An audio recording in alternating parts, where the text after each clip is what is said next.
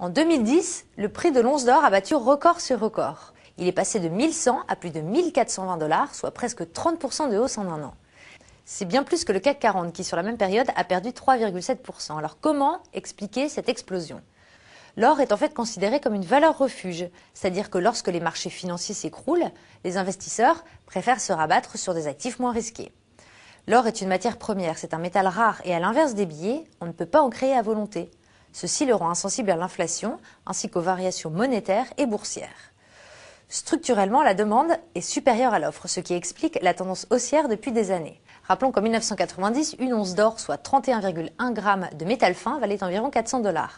Sur le long terme, c'est donc bien l'un des placements les plus sûrs, même si des corrections existent après les périodes de forte hausse. Pour 2011, les experts estiment que l'once pourrait dépasser les 1500 $ et même 2000 $ à plus long terme, vers 2015. Mais concrètement, comment profiter de la hausse de l'or? Premièrement, en achetant de l'or physique, comme des lingots ou des pièces. Un lingot, c'est 1 kg d'or fin. Mais depuis quelques mois, il est possible d'acheter des lingotins allant de 50 à 500 grammes. Si elles font moins rêver, les pièces d'or comme le Napoléon ou le 20 francs suisses sont plus abordables et se revendent plus facilement. Pour acquérir des lingots ou des pièces, comme pour les actions, il suffit de passer un ordre auprès de votre agence bancaire. Vous avez ensuite le choix de les retirer pour les garder chez vous, ou bien plus sûr, de les laisser en dépôt dans une banque. Pour les plus petits budgets, vous pouvez profiter de l'envolée de l'or en misant sur l'or papier.